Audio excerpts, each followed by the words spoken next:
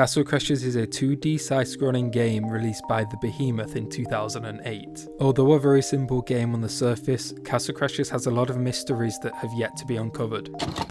So it's been around 8 months since I made this video, and a lot has changed. A lot. But since posting this video, some Castle Crasher mysteries have been solved. So in today's video, I wanted to go over 5 Castle Crasher mysteries that were finally answered. The Crystal of Castle Crashers has been the centre of many conversations within the community, with no two answers being the same. In my original Iceberg video, I presented the theory that the crystal is used to bring peace to the kingdom, but the real answer is much better. Is there a backstory to the wizard and also why the crystal is so important? There is.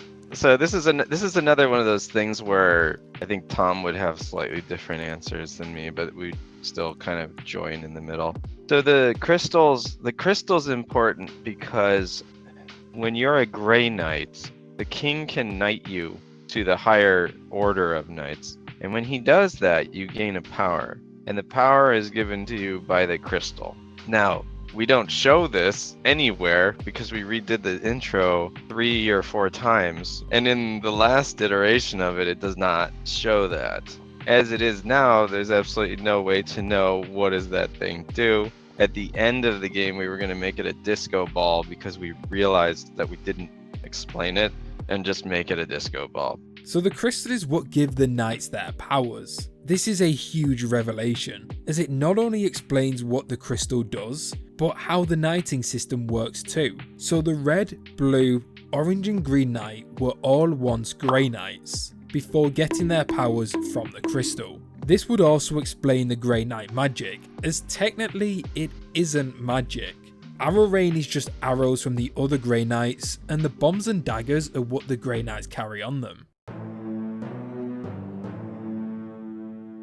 During the Undead Cyclops boss fight, we can see a large skeleton in the wall of the arena. This skeleton closely resembles the dragon seen in Lava World. Now, it was never made clear if this was the same dragon, but now we finally have the answer. In the Undead Cyclops boss room, there's the giant skeleton in the wall and on the floor. Is that the same dragon from Lava World, the one that we defeat, or is that a different dragon or species completely? Yes, it is. And the idea was that the Necromancer was ordered to bring everybody back.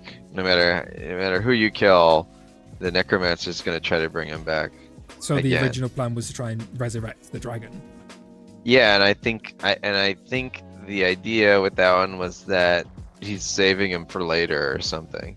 Oh, that right. he hasn't gotten to it yet. So it's revealed that the Necromancer was ordered to bring everything back to life.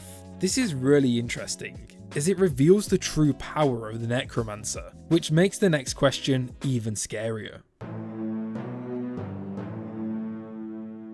After defeating the Necromancer, we can see his body float off screen, as his sword falls to the ground. Now, we all know the golden rule in every media. If a character dies off screen, then there is a chance they did not truly die. And after 15 years, we now know the fate of the Necromancer.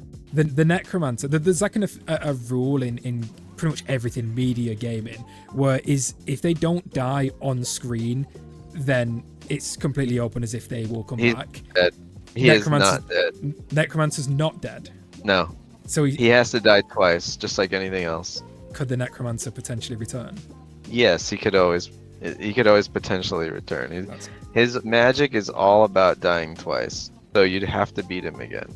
Yeah, this guy's still out there. One thing to note here is that the Necromancer's magic is all about 2 lives, meaning the next time the Necromancer dies, that will be it. And after the revelation with the true extent of his power, we could be in for a crazy boss fight.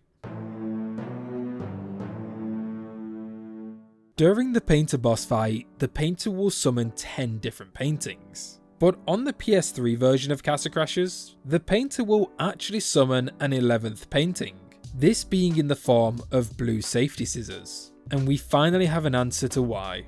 Why in the only the PS3 version of Castle Crashers. There's a scissors painting in the painter boss fight. How come that's only in the PS3 version and then not seen anywhere else? So that happened because originally the painter boss enemies, they're all drawings that are made by Tom, and I really pushed him hard to do that because whenever he would draw something, I thought it was goofy and fun, and I knew he had it in him to like do an animation and stuff. Like the orange cat one, I think is really well done. Years later, when it came time to port Castle Crashers over, one of the programmers, JP, he was asking, well, if these things are programmer art, can I put stuff in there? And I'm like, yeah, go for it. So JP went ahead and he made safety scissors that walk, and I think they're great. Yeah. Is there a reason to why it's like only the PS3? Did it get forgotten about, or?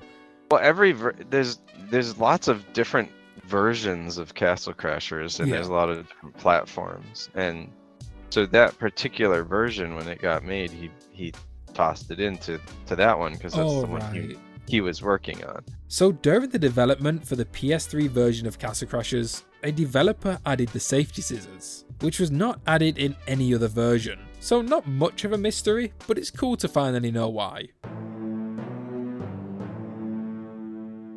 During the final boss fight with the evil wizard, we can see a crown along with a skeleton on the ground. Now this detail has had no explanation for the past 15 years, until now. In the final fight with the evil wizard in the arena, there's a skeleton and a crown. Is there a story behind that? Because for me, that's always been such a strange detail to have in the final room without any context. But is there a story behind that and who that crown belonged to?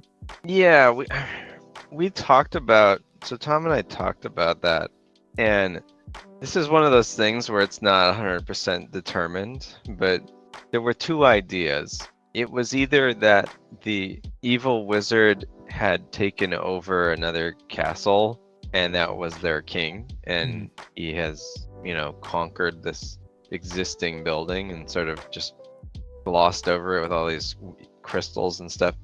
And the other idea was that through his magic, he somehow had killed the king you were sent out by, and that it was like it was either that he made a king like him in magic and then killed him just because he's evil, or that it was like this alternate like rift where that was your king and he killed him. And I like to think that whoever happened to be there had the misfortune of just being murdered by him and his crew or whatever. Yeah.